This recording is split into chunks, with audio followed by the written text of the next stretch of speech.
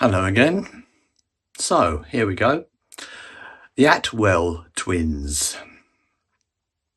And, this story follows the intersecting lives of Ada Atwell and a disabled woman called Sarah across two different eras in the same East London home known as the Hive.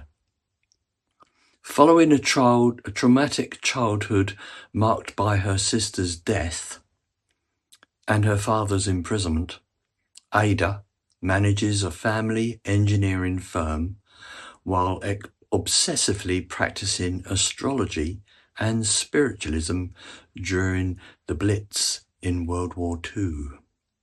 The story introduces a supernatural element when Ada begins receiving telephone calls from Sarah, who is living in the same house in the year 1998.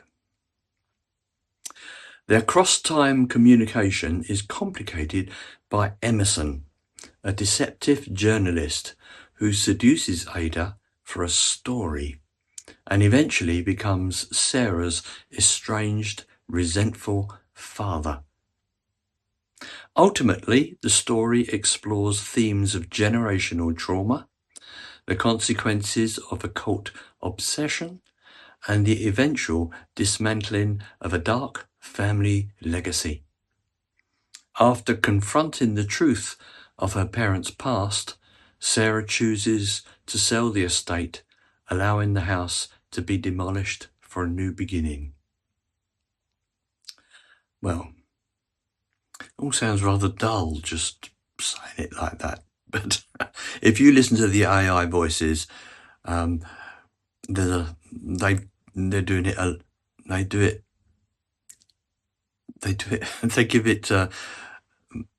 make it sound a lot more interesting than I've just done. Anyway, as you might have seen by all the books behind me, I've used my knowledge of astrology for this one, and I've definitely enjoyed writing it.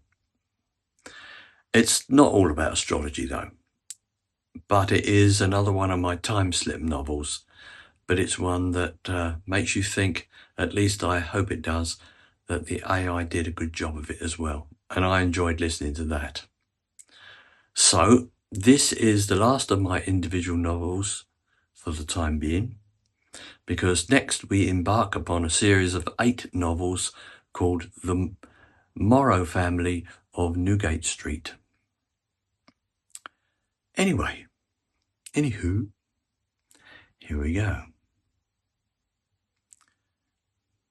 I want you to close your eyes for a second.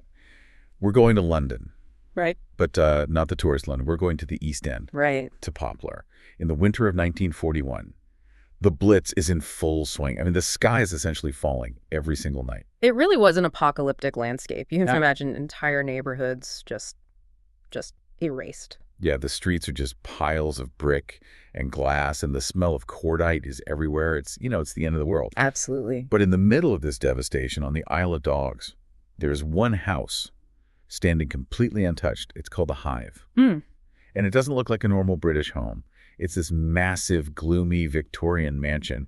But the inside, it's like stepping into a tomb in the Valley of the Kings. It is such a jarring contrast, isn't it? It's wild. Outside, you have the industrial grime, the blackout curtains, the air raid sirens. Right. And then inside the Hive, you have golden obelisks, statues of Horus, and murals of the Egyptian afterlife. It's like a completely sealed ecosystem. And the woman running this ecosystem is Miss Ada Atwall. She's a wealthy spinster.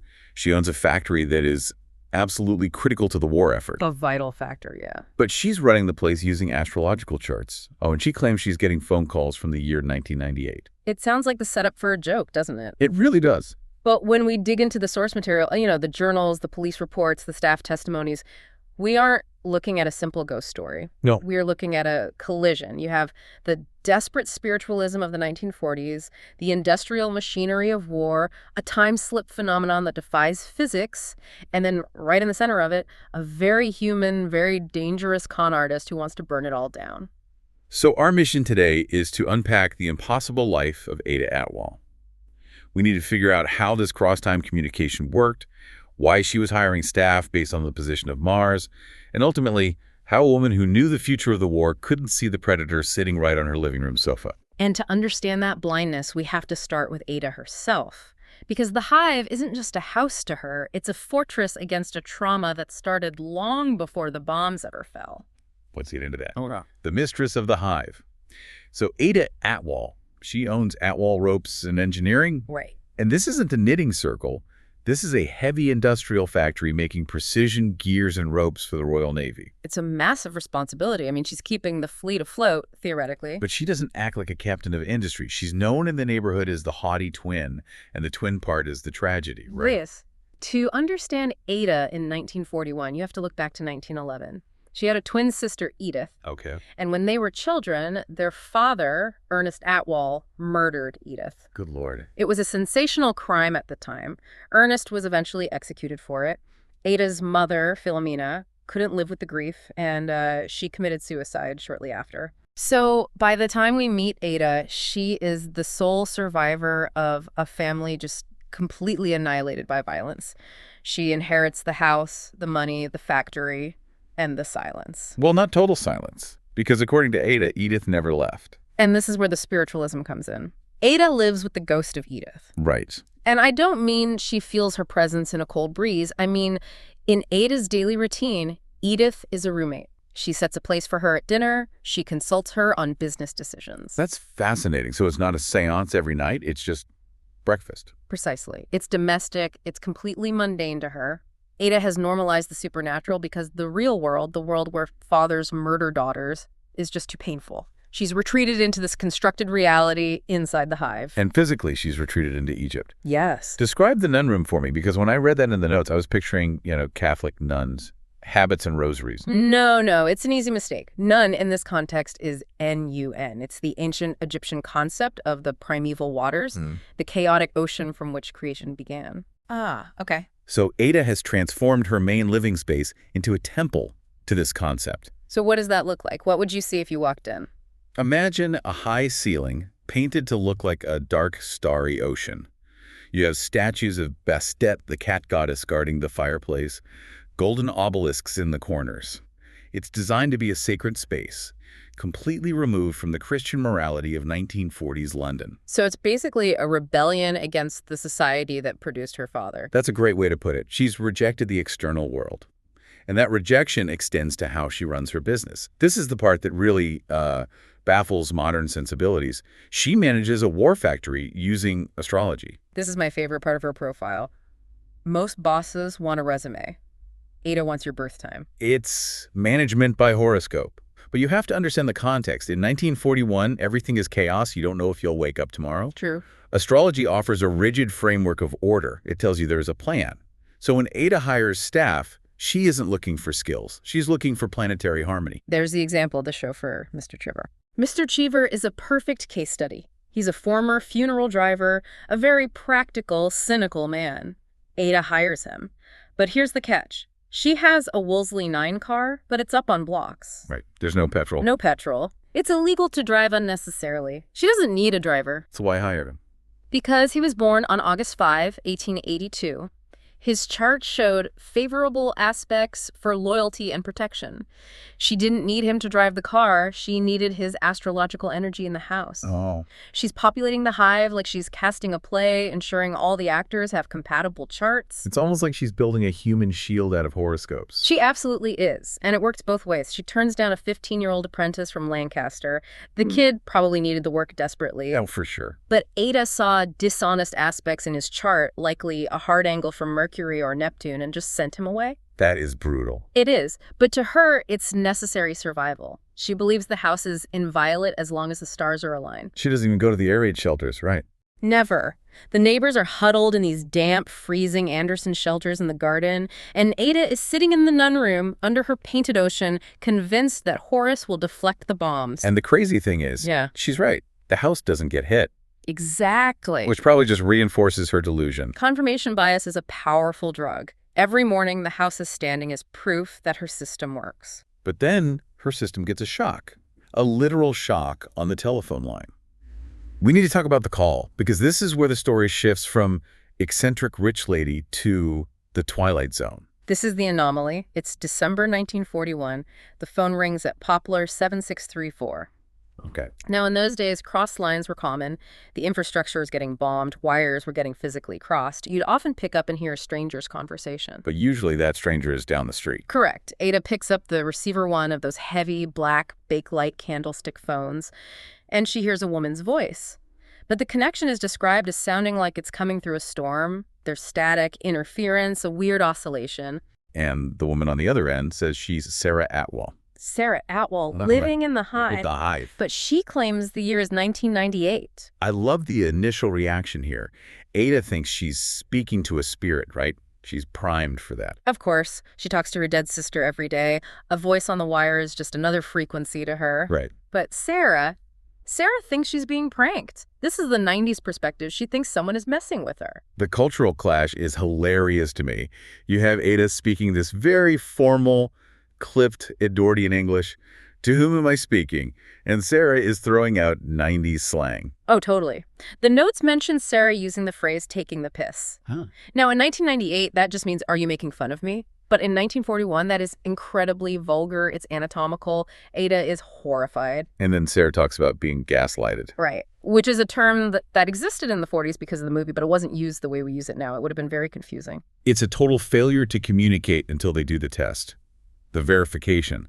Walk us through this, because this is the moment that gave me chills. They need to bridge the skepticism gap. Sarah realizes that if she is in the future, the house should bear the scars of the past. So she tells Ada to go to the fireplace in the study. The one with the soot-covered bricks. Exactly. Sarah tells Ada to take a nail or a poker and scratch the symbol of Neptune onto a specific brick. The little trident symbol. The trident symbol, yeah. Why Neptune? It fits Ada. Neptune is the planet of mysticism, illusions, and the ocean. It's completely on brand for her. So Ada scratches the symbol into the soot in 1941. And in 1998. Sarah is staring at that same brick, and suddenly the soot shifts. The scratch marks appear, fresh, right in front of her eyes. That is the smoking gun. You can't fake that. You can't. That's the moment the reality settles in for both of them. They are connected across 57 years. The timeline is open. So once the shock wears off, Ada does what anyone in 1941 would do. She asks the million-dollar question, when does this end? It's the only question that matters. Imagine the psychological weight of living in the Blitz. You don't know if Britain will even exist in a month. Ada asks for the date.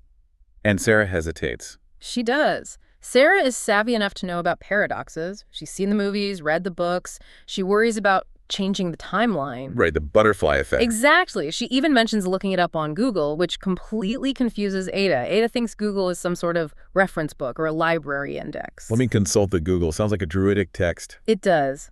But eventually Sarah relents. She gives Ada the date, May 8, 1945. VE Day. That is incredibly specific intel. But there's a second piece of intel that's almost more important for Ada. What's that? Sarah is calling from the Hive. Ah, yes. The simple fact that Sarah is standing in the study in 1998 confirms that the house survives the war. It doesn't get flattened by a V-2 rocket. It doesn't burn down. So Ada gets a double dose of confidence. She knows the Nazis lose, and she knows her sanctuary stands. She must feel invincible. She feels like a god. Her astrology is validated. Her spiritual protection is validated. The problem is, invincibility makes you reckless. And in wartime, knowledge is dangerous. If you know things you shouldn't know, people start to wonder who told you. And that leads to the leak. Ada just can't keep this to herself. It's New Year's Eve, 1941. She's hosting her spiritualist circle. You have to picture the scene. Blackout curtains drawn, candles flickering, maybe some cheap wartime champagne, or maybe something better from Ada's cellar. Yeah. The mood is grim outside, but inside, Ada is just beaming. And she drops the bomb. She announces to the room that the war will end on May 8th, 1945. She claims the spirit of Edith told her. She thinks the ghost story cover will protect the secret of the time phone. But she forgets about Mrs. Buckingham. Mrs. Buckingham, a dear friend, but a bit of a loose cannon. She leaves the party. She talks to a neighbor, maybe at the grocer's, maybe in a shelter. Oh, Ada says it's all over in 45. And in a totalitarian war state, which Britain essentially was at the time, that kind of talk is illegal. It falls under the Emergency Powers Defense Act. Spreading alarm and despondency, or conversely, spreading false hope, was a crime. It could be seen as sedition. Right, because if you say the war ends in 1945, maybe people stop working so hard in the factories today. Precisely. So the knock on the door comes. It's a raid. 7:00 a.m., special branch. Agents Thompson and Harris. These aren't your local bobbies. These are men in trench coats who hunt spies. And they tear through the Hive. They do, and that must have been terrifying for someone like Ada who views her home as a temple. It's a violation. It is. They threaten her with imprisonment. They demand her source. Ada sticks to her guns. My dead sister told me, which honestly probably saves her life. How so? If she had said, a woman on the phone from 1998 told me, they would have institutionalized her on the spot. As it stands, they just think she's a dangerous crank. They leave, but the damage is done. She's on a list now. She is. But here's the irony. The police are the least of her problems. The real danger isn't the government. It's a guy named Emerson Farthingale. Enter the villain, Emerson Farthingale. Or Bob, as he sometimes calls himself when he's slumming it. Tell us about this guy. Because he's not just a thug. He's something much more insidious. He's a classic British archetype, the bad egg. He's from a good family. His father's a bishop. He went to Winchester, one of the most elite private schools. Right. But he was kicked out for stealing. He's educated, charming, speaks with the right accent, but he has zero morality. That class background is a weapon, isn't it? It's his primary weapon. Yep. In the British class system of the 1940s, people trusted the accent. If you sounded like a gentleman, you were assumed to be one. So what's he doing in the East End? He's working as a low-level reporter for a trashy local paper, the East End News, and he hears the rumors about the Poplar soothsayer. He smells money. He smells a story that he can sell to the national papers, or maybe just an opportunity to fleece a wealthy, lonely woman. He's a predator. And like any apex predator, he isolates his prey. He starts with the staff. This is where we get to Nancy, the maid.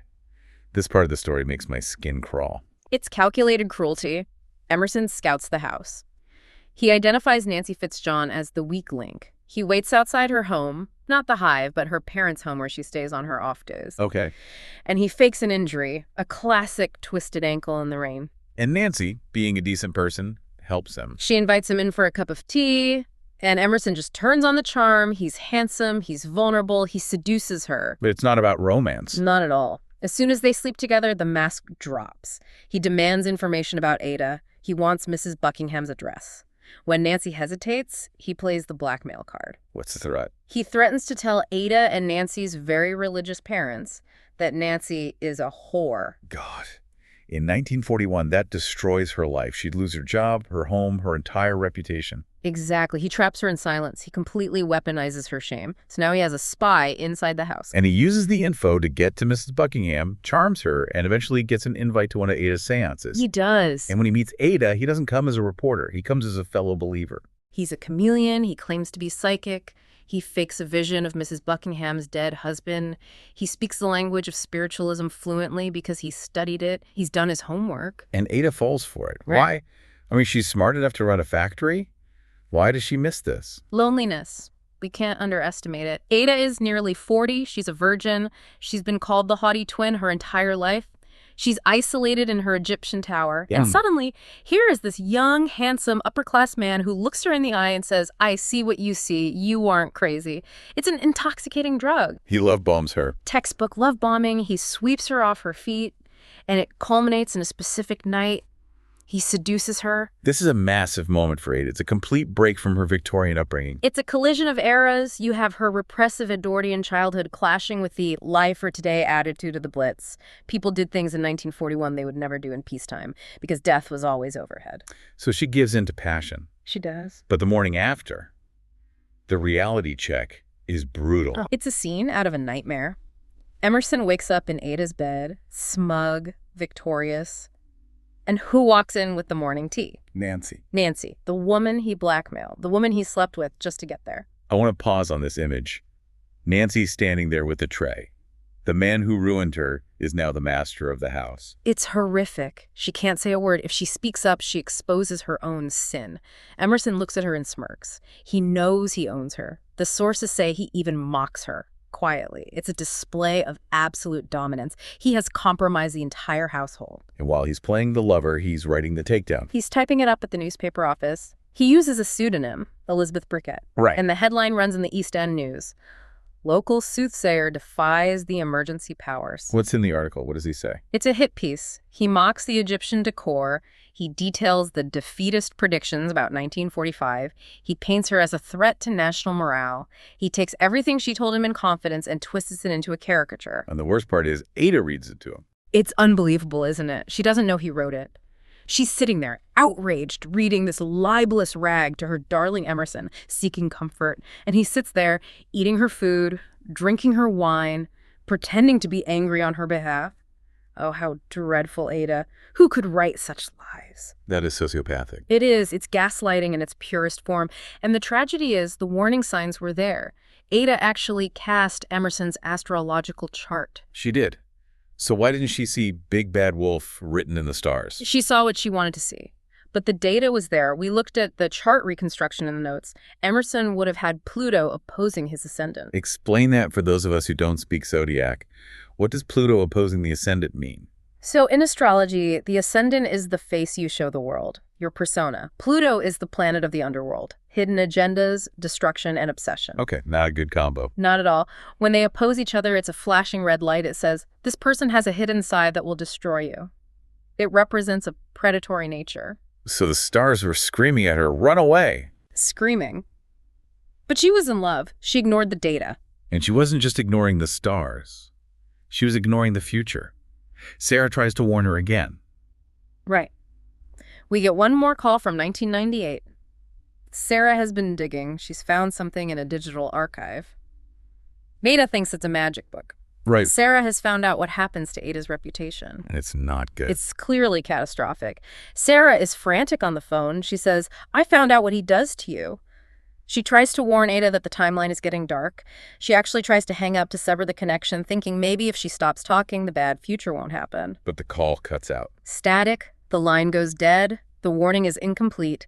Ada is left holding the receiver, confused, with Emerson probably walking in the door with a bouquet of flowers. I want to shift gears here. We've focused on the kings and queens of this drama, Ada and Emerson. But the real story of the Blitz is often the story of the people downstairs, the staff. Yes. We mentioned Nancy, but what about the others? They see everything. They are the Greek chorus. They know the truth while Ada is living in this fantasy land. Take Mr. Chiver, the chauffeur. The guy hired because of his birthday. Right. There's a scene in the notes that takes place at the Bull and Dog, the local pub. Just picture the atmosphere. Thick cigarette smoke, stale beer, old men coughing, everyone tense. Yeah. Emerson corners Chiver there. And he tries to bribe him. He does. Emerson slides a 5-pound note across the sticky table. He wants dirt on Ada. Is she mad? Does she talk to Germans? 5 pounds is a decent chunk of change in 1942. It is. A week's wages for some. But Chiver slides it back. Out of loyalty. No. And this is the beauty of it. Chiver looks at him and says, she's crackers, mate, but it'll cost you 30. He holds out for more. It's purely transactional. Chiver isn't protecting Ada's honor. He's negotiating his price. It just shows the desperation of the time. Loyalty is a luxury. Everyone is just trying to survive the war. So Emerson walks away. He walks away because he's cheap, not because Chiver is noble. And then there's Mrs. Bly, the cook. The pragmatist. Her attitude is, I don't care if the mistress talks to ghosts as long as I can get sausages. Yeah. She's the one navigating the black market. She keeps the house fed. She represents that British keep calm and carry on spirit, but stripped of the propaganda. It's more like keep head down and don't ask questions. Yep. So everyone downstairs is enabling this situation because they need the shelter of the Hive just as much as Ada does. Exactly. They are all trapped in the amber of this house. Nancy is trapped by blackmail. Chiver and Bly are trapped by economics. Ada is trapped by trauma.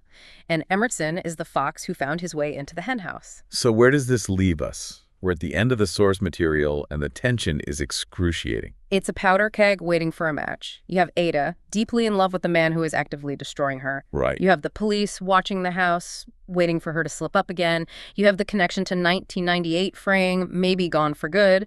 And significantly, the ghost of Edith has gone silent. That silence is heavy. It's like the house itself is rejecting the intruder. The nun room was a sanctuary. Emerson has breached it. He's contaminated the vessel. Ada's spiritual protection is failing because she let the devil in the front door. It really makes you think about the nature of desperation. Everyone in this story is desperate for something. Desperation is the blinding agent. Ada is desperate for love and for reassurance about the future.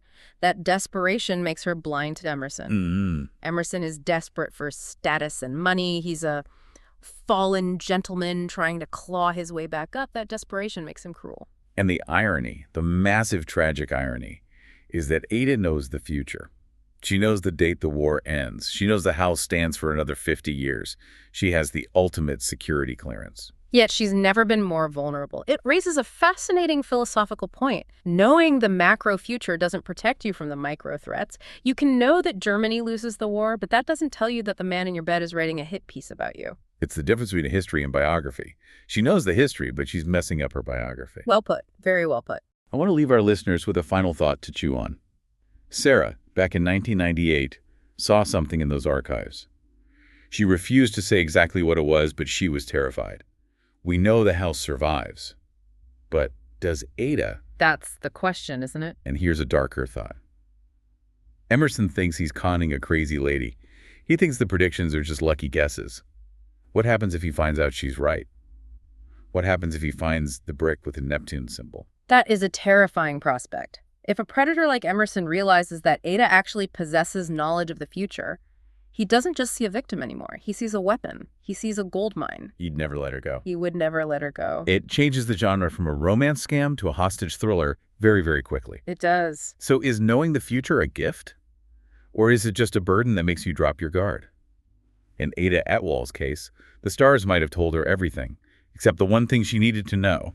Check the character references of your house guests. Always check the references. And maybe check their Pluto aspect, too. Definitely check the Pluto. That's it for this deep dive into the secret to the high. Stay curious, stay skeptical, and if your phone rings with a weird static, maybe just let it go to voicemail. Thanks for listening.